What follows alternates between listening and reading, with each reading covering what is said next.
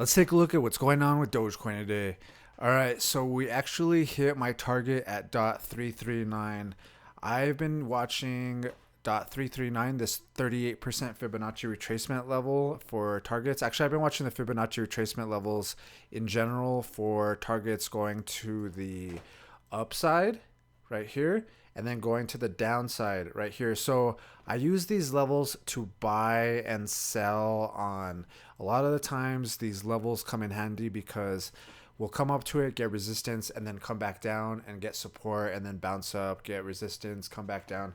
It's been actually really, really handy in this last little area. I've traded from here to here multiple times in this little area right here now.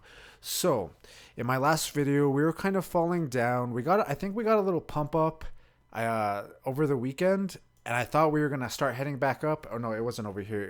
I think it was right here, because we had a trend line like that, I think, and then we broke it going up, and I was like, oh, we must be. And I didn't hit my limit order at that time because it came down very close right here, but we didn't hit the limit order at that point. We bounced up and then and that's when I was like, oh no, we're gonna start coming back up here. I hadn't made a video in a couple days. I think this is probably the last couple days, and then it just started having trouble and started coming down. We made a trend line with support, and giving us that trend line. We broke it right there, and that's when we started to like really get those red candles. We came down, filled my limit order. So basically what a limit order is you put in an order, so that way, and you set the price. So like I'll go into the exchange, I'll set the price to .339 and put however much money I want to put on it. When it comes down to .339, that price is going to get bought, because so I don't have to be sitting around and waiting to buy it. I could be, you could have waited around and just bought here, but you never know what's going to happen. A lot of times, like I was telling you, sometimes it'll act as support and then bounce from there. So like you might not even have a chance. Sometimes it just goes real quick and then bounces to the upside. That's what I was kind of thinking was going to happen in here, that we were going to dip down real quick, fill the limit order, and then pop back up and then come back up to this level. But we didn't. We got resistance and we're starting to head down. So what's next?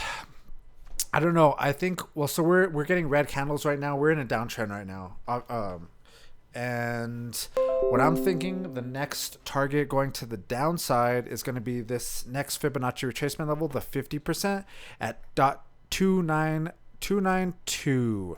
So that's where my next limit order is .292. I'm going to keep this position, is going to stay here, that .339 that we just filled. I'm gonna hold on to that one until we start moving back to the upside. So this can do whatever it wants. If it wants to go down, I'm gonna buy some more. If it wants to go up and get whatchamacallit, then this position is gonna start performing. So either way, and right now I'm trying to accumulate more Dogecoin, because when we started having trouble up here, I sold a big chunk of Dogecoin right here, and now I'm trying to buy it back as we go down, dollar cost averaging. And that's why I'm watching these Fibonacci retracement levels, and they are coming in very, very handy. You guys have seen, if you guys follow my channel, you guys have seen it. If you're not following it, you should hit subscribe right now, and if you feel like supporting, join the members. But anyways, you don't have to. But yeah, I think we're gonna be heading, I mean, in my opinion, I don't know what it's going to do, but we're getting red candles. We're pushing to the downside. I think the next target is .293, in my opinion. That's where my next limit order is. And I've had a limit order here for a while. We came down over here. I bought the 23, the 38, and the 50%. Okay, so I bought all three of those levels, right here, and right here. So I have positions at all those levels. So we bought here. Oh, I don't have one in here anymore. I bought here, it went up, I sold it for profit, and then I was waiting for it to come back down when we started running downward again. We never did that though, because we found support. Basically that line right there, we also broke that going to the downside. That also makes me think excuse me, that we might be going down a little bit lower, because we did actually break this trend line finally. I've been waiting for this. I've been waiting to fill this limit order as well. Like I was saying, I have a limit order here, so that way when it comes down to this price, I think it's .294 though, but when it comes down to this price, then I don't have to be there to buy it. It's just gonna buy automatically, and then hopefully we can get a bounce. I don't know, but that's what I'm thinking. My money is on this. Is my next place to buy is gonna be right here. So that's basically what I'm looking at. We also have resistance. I mean, we kind of had a little trend line right here, and we kind of broke it. But let's go ahead and put up another trend line, something like this. So until we actually break this trend line going to the upside, I'm assuming that we're gonna have trouble on it, bounce to the downside until we actually do break it. Once we break this trend line right here, then we can start getting more bullish. Then we can start thinking that it's going to start popping up to the upside. Right now, we're under this trend line. I'm looking at the target going to the downside. I don't know how far it's going to go. I got a comment the other day saying I'm a permanent bear, but I'm not a bear, really. I'm a trader. You know what I mean? I am looking at the trends. It's going down. I'm following the trends. I'm watching the weather, basically. You know what I mean? If it's raining outside, and you know what I mean? I'm not a bear because I say it's raining outside. It's just raining. If it's sunny, I'm not bullish. It's just the truth. You know what I mean? We're trending downward. We're getting lower highs, and then lower lows kind of right here. And then also, if you zoom out, let's go to the daily time frame. We're also in like kind of a channel pattern going to the downside. Let me go ahead and delete like a bunch of this stuff, and just like, let me delete that one. We broke that one. We don't have to worry about that one right now. We broke that one. We also have this support right here. We have support giving us this trend line right here. If we break this one, then we might be seeing a bigger break to the downside, in my opinion, just because we held support on this through this area, and then that gives us that trend line. If we break it, that might give us some more momentum to go to the downside, which I don't care. If we go down, I'm just going to keep accumulating. Same with Bitcoin. If Bitcoin can go down more, that's going to be great, because I am trying to get to 1 Bitcoin. I don't know if I'll be able to one these days, but you know, that's kind of the mission. So yeah, if it goes lower, it's going to be cheaper crypto, you know what I mean? And then all we have to do is wait 4 more years or whatever. So that's basically what I'm thinking. I'm just trying to dollar cost average on the way to the downside, and also trade off the Fibonacci retracement levels like I was talking about. I think I started with like 3 bills or something over here. Now it's almost it's almost close to like 5. I think it's like at 460 or something like that. So yeah, I mean, just bouncing in between these levels right here has grown this position pretty good. So now I'm sitting, I don't know, but yeah.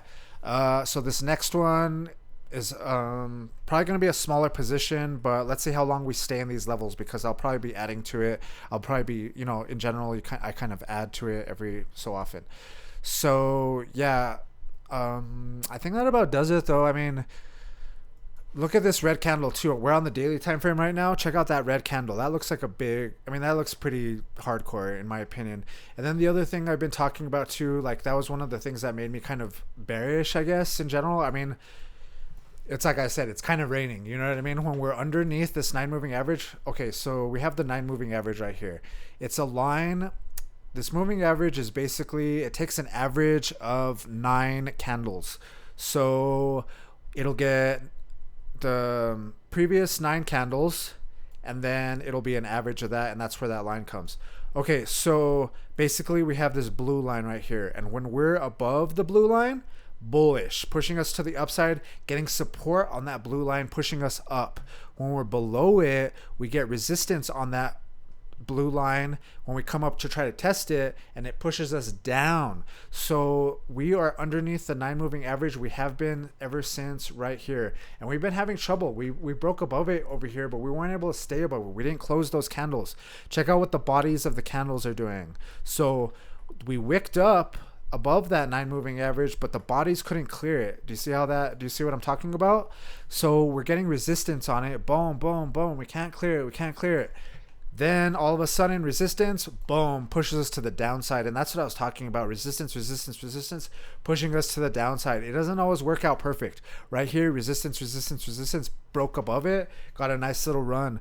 but in general, it's a signal. So you're looking at it and you're like, oh, there's some clouds up there. It looks like it's maybe gonna like rain. You know what I mean? So like maybe it's gonna rain here. Boom! It started raining. It started dumping down. You know what I mean? What I think we have to do in the weather analogy is we have to wait for the clouds to go away or whatever, and that would be the signal for that would be if we could break above that 9 moving average. What I want to see the 9 moving average do is follow us. I want to see us, maybe I wouldn't mind if we went down a little bit and then started going sideways, and then the 9 moving average had a chance to catch up to us and we're able to break through it like a wall instead of trying to break through it like a roof, because right now it's above us and it's like a roof. And if we it's gonna okay, so if we start going sideways, if we go down a little bit more, start going sideways, it's gonna follow us down. Like I was saying, it's an average. So if we could start going sideways, it's gonna start following us, and then we'll have a better chance of breaking through it going sideways, in my opinion. So what I want to see it do is do something like that. Maybe us come down a little bit, go sideways, and then break through it going sideways, maybe get a bounce to the upside at that point. But I was also, I mean, we might be bouncing on this trend line right here too. So this trend line, like I was talking about, I don't want to see us break. I mean, I don't really care. If we break below it, it's going to be cheaper Dogecoin. But if it could also be a place where we're going to bounce on. What I'm kind of hoping right now is that we come down, fill that limit order, and then maybe we get a bounce right at that 294 level or something like that. That's what I'm kind of hoping for. Boom, and then bounce, and then maybe we can start getting like crazy bullish again. I don't really understand why it's so bearish right now because of all the good crypto news. I don't know. Like I think there was an executive order where they're going to start buying crypto in the USA, or I'm not even sure. But I mean that's what it sounds like. So I don't know why it's dumping, but I am not worried about it. I want to buy more. As it goes down to get cheaper Dogecoin. Like I said, I sold somewhere around here. We're about like 20 some percent since I've sold, you know what I mean? Like 23%, 24% since I took profits. I didn't sell all my Dogecoin. I sold like a big chunk that I was trading in this area, because I was trading pretty hardcore in this area. You guys were, I mean, I don't know if you guys were watching my videos. You could go back and watch the videos, but I had been trading in this area for like last year pretty much, and just dollar cost averaging like crazy, just trading and try to accumulate. And it got a big, huge run.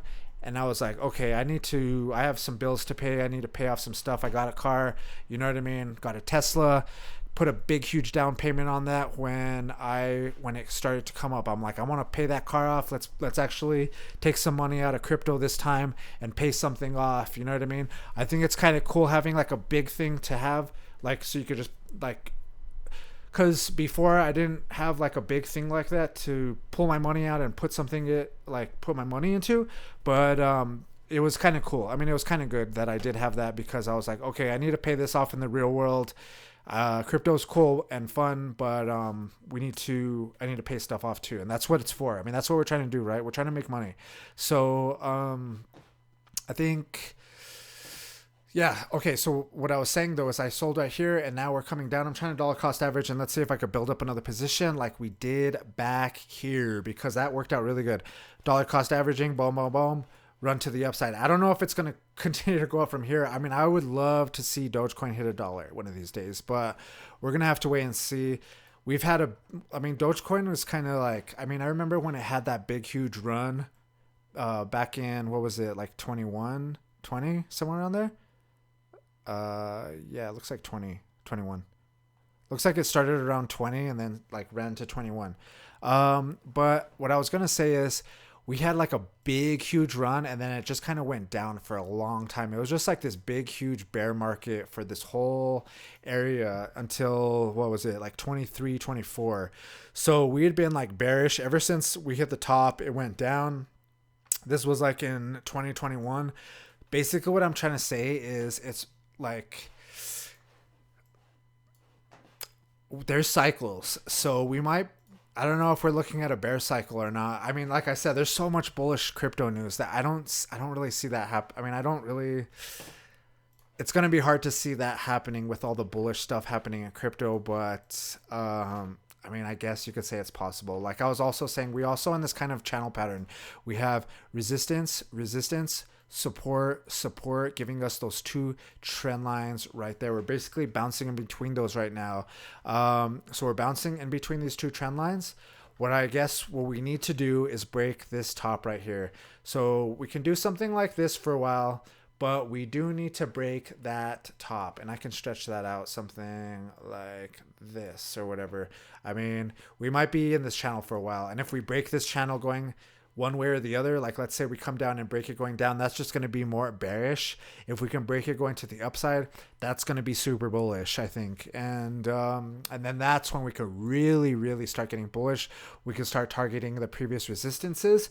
We can start targeting the previous top. If we could break above that top, then that's when we're really going to start getting bullish. But for now, we're trending down in multiple, in the shorter time frame, and then also in the bigger time frame. So yeah, I'm watching these Fibonacci retracement levels, and I guess I didn't mention how I got those Fibonacci retracement levels in this video. I do it in almost every one of my videos, but if you guys are new, then I'm just going to show you real quick. We had a big huge run, it started having trouble, and then we started going to the downside. I used the Fibonacci retracement level, which uses the Fibonacci sequence to drag from the bottom of the trend to the top of the run, and then that gives us those levels to watch. And like I was saying, when we started having trouble going down, I sold, and then I bought up the Fibonacci retracement levels, and I'm continuing to buy them. If they continue to go down, these are the spots that I'm going to be looking at to dollar cost average back in. So I'm not just, you know, dumping all my money in here and then it goes down a little bit more or whatever. I'm kind of trying to space it out, if that makes sense. And these positions are, you know, they're by themselves. I know, like when you buy something, it all kind of goes together, but I keep track of everything in a spreadsheet. So I'm keeping track of this position right here. So I put it in that position. I bought X amount of Dogecoin for .339 for this much money on this date. And then when it bounces to the upside, I can refer back to that and just sell this amount that I just bought right here. If I have a target, or if I, like, let's say it starts going up and then we hit the target right here. Cause if it starts bouncing to the upside, I'm targeting that Fibonacci, that 23% Fibonacci retracement level. And if we hit that target, that's going to be the first signal that I might want to sell. If we start trending down, that's going to be the second signal that I should sell, and that's when I'll sell and then try to buy back up that Fibonacci retracement level again. If it continues to just pump to the upside, let's say it started to break up and it started to break that Fibonacci retracement level again, I'm just gonna let it ride and watch the trend as long as it can go to the upside. But right now we're trending down, so we have to wait for a few things. I think I want to see us break above the 9 moving average. I want to see us break above this trend line. I want to see us hold support on this trend line right here, maybe get a bounce. I want to see us hit this Fibonacci retracement level right here, mostly because I have a limit order there.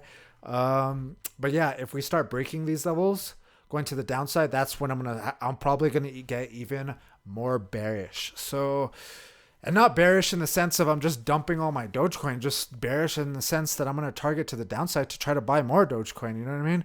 So yeah, that's basically how I'm approaching it. I hope you guys learn from my videos. If you guys like these videos, hit the thumbs up. If you want to, I hope you guys subscribe. Well, we're getting close to 10K subscribers. So if you guys could subscribe, that'd be awesome. If you guys want to support the channel, hit the join button of the members. I think I have one member, thank you. And if you want to watch the last video, check it out right here. And if you're new to trading, check out this playlist right here. I'll help get you started with TradingView. All right, well, I'll see you guys in the next one. If you guys like that video, hit that thumbs up. All right, see you guys.